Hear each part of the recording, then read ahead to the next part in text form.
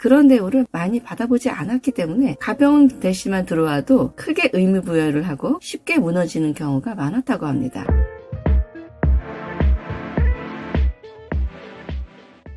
안녕하세요, 이슈 리뷰입니다. 바람을 피웠을 때 남자들은 그놈하고 잤어? 라고 하고 여자의 반응은 그 여자 사랑해? 라고 묻는다고 하는군요. 통계청 자료에 의하면 한 해에 19만에서 20만 명이 결혼을 하고 매년 10만 명이 이혼을 한다고 합니다. 혼인의 지속기간은 4년 이내가 약 20%, 5년에서 9년이 약 18.5%, 10년 이내에 38.5%가 이혼한다는 충격적인 사실입니다. 이혼 사유 중 가장 높은 것은 1위가 성격 차이로 45.2%고요. 2위는 배우자의 외도, 3위는 경제적인 사유였다고 합니다. 배우자의 외도, 바람으로 용서를 하고 다시 원래의 상태로 돌아가는 커플도 상당히 많겠죠? 이렇게 구겨진 종이에 구김이 깨끗하게 없어지지 않듯이 절대 처음으로 온전히 돌아갈 수 없는 이유는 한번 신뢰가 무너졌기 때문이겠죠. 아내의 바람을 용서한 경우에는 남편은 예전과는 다른 냉대와 폭언, 폭행으로 번지는 빈도가 많아지고 부부관계시나 일상생활에서도 끊임없이 상간남과 비교하는 습관이 생기고 남편이 바람 피운 경우에는 사소한 일에도 간섭과 통제가 들어오고 불끈불끈 올라오는 아내의 분노와 자괴감이 우울증으로 번져 살얼음 같은 어색한 분위기로 예전의 관계로 만회를 하기 위한 스트레스와 에너지가 훨씬 더 많이 들어간다고 합니다. 외도, 즉 바람이란 여자에겐 마음이, 남자에겐 육체관계가 관건이라고 생각하는 것 같습니다. 이 부분은 저도 그런 것 같습니다. 육체적인 관계보다도 마음이 같냐 안 같냐가 더 중요한 것 같아요. 바람 피우는 사람들의 심리와 성향을 좀 이야기해 보겠습니다. 이미 파트너가 있는 상태에서도 끊임없이 자신이 얼마나 이성에게 인기가 있는지를 확인받고 싶어하는 욕구가 있거나 육체적이든 정신적이든 다른 사람이 마음속에 들어왔다는 것 자체가 상당히 자존감은 높여준다고 합니다. 지금도 내가 좀 먹히거든, 뭐 이런 자만심 같은 거, 그런 거겠죠?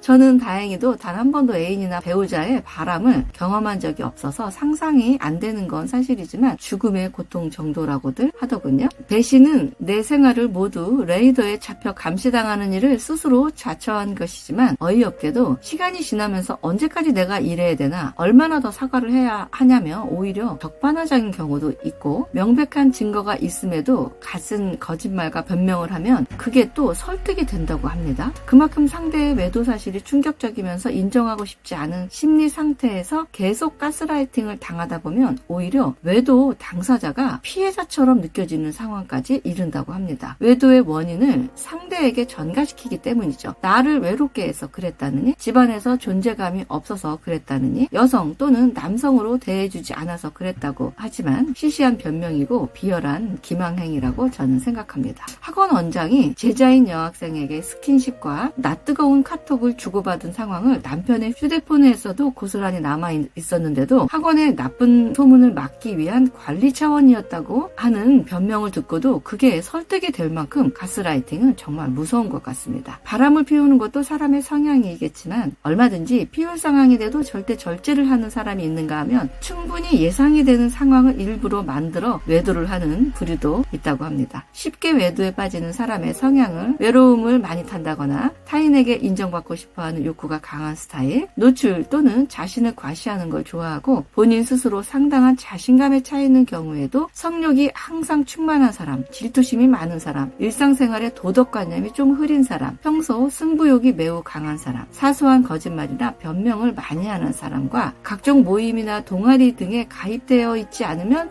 불안을 느끼는 사람, 성격이 다혈질인 사람이 차분한 사람보다 쉽게 외도를 한다고 합니다. 혹시 이성 또는 배우자와의 관계가 좀 소원한 상태라도 그런 내색을 외부에서 표출하지 않는 것이 안전하다고 합니다. 외도를 막는 방법 중 제일 중요한 것이 파트너 또는 배우자의 코 고는 소리가 심해서 잠버릇이 나빠서 혼자만의 공간이 편하다는 이유로 각방을 쓰게 되면 어느새 자기만의 공간에 익숙해지고 시간이 흐를수록 자기 영역을 침해당하지 않으려 하는 심리가 강해지고 그러므로 상대와 멀어지는 가장 빠른 요건이 된다고 합니다.